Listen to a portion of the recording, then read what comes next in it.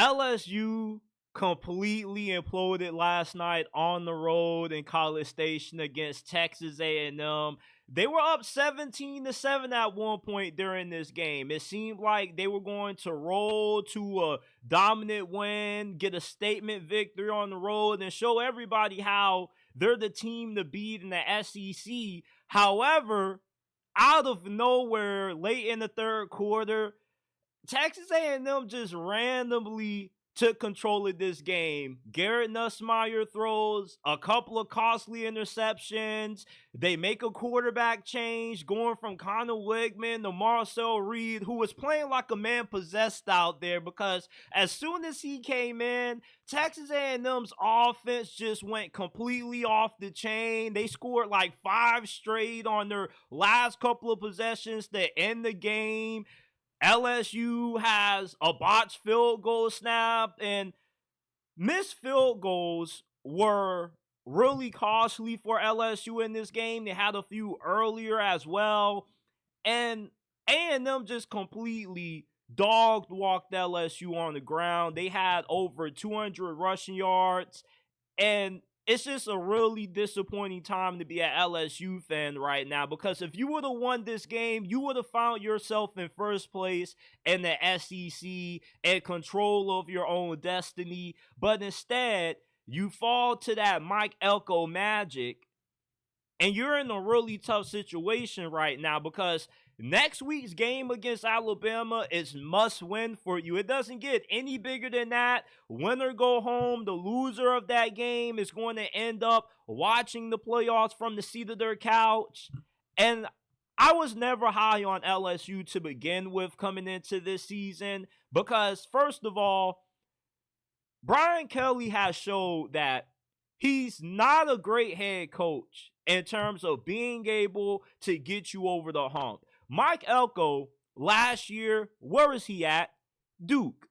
And although he didn't lead them to a playoff game or anything notable at Duke, he was able to do more with less. Kalen DeBoer led Washington to the national championship with the 34th best roster in college football. But Brian Kelly has been unable to win the big games at Notre Dame, and we continuously see him now at LSU fall short, in these big-time matchups.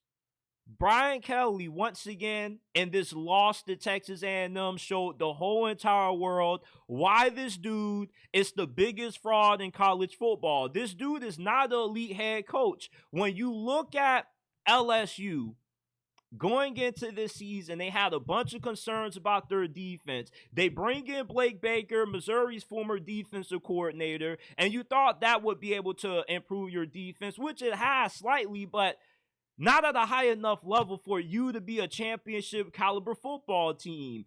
And I got a lot of pushback from LSU fans when I picked A&M to win this game, because they were making excuses for their run defense, saying, oh, our run defense has been okay. You don't know what you're talking about. We've only given up big plays here and there. Against South Carolina, your run defense got shredded, and you should have won. You should have lost that game. The only reason you won was because of a special teams mishap by South Carolina, and you had some favorable calls in that game. You lost to USC. Anytime you can run the football with success against LSU, you got a great chance of being able to beat this team. This defense, they're not that good up front.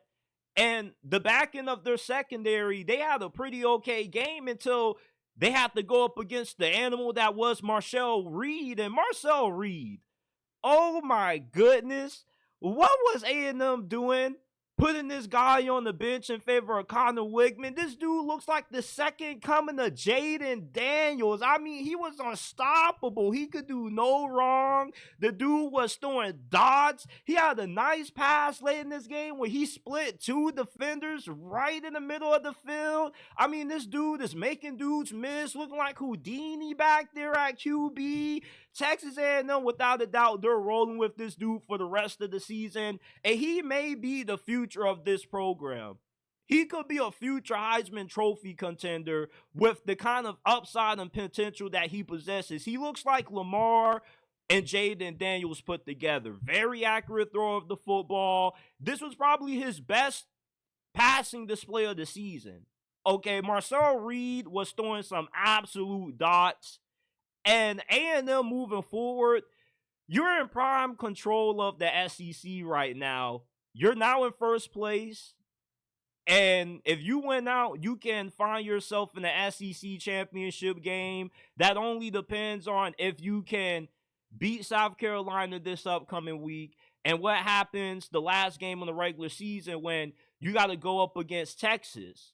But A&M, I'm not going to say that they're a big surprise because initially I was really high on A&M. I thought that they had the ceiling of a 10-win team at best, but ultimately I picked them to go 7-5, 8-4, just because I didn't know how consistent their offense was going to be.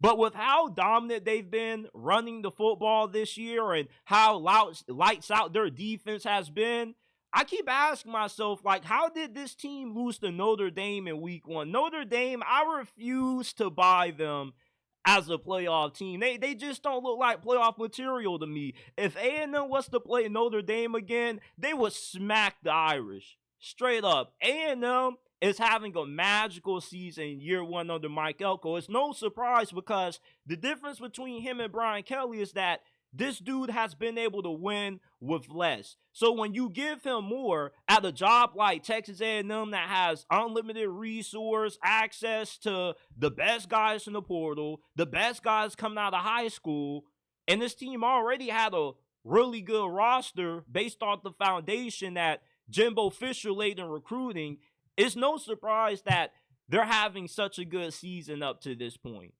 Now, can they win out and finish the regular season with only one loss? Time will tell.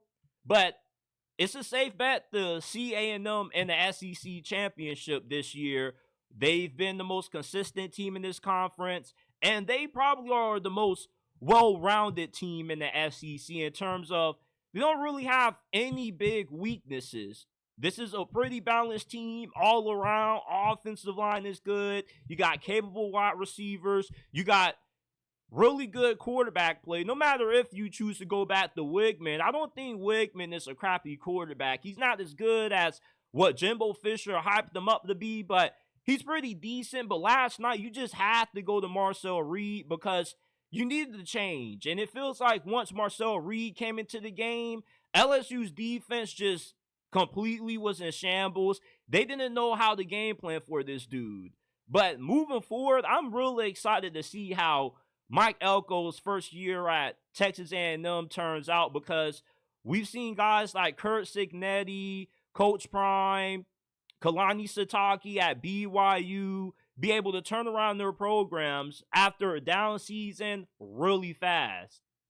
And LSU moving forward, I really don't see them being a playoff team. I think realistically they're going to end this season probably losing to Bama and Vanderbilt, and they're an 8-4 team to close out.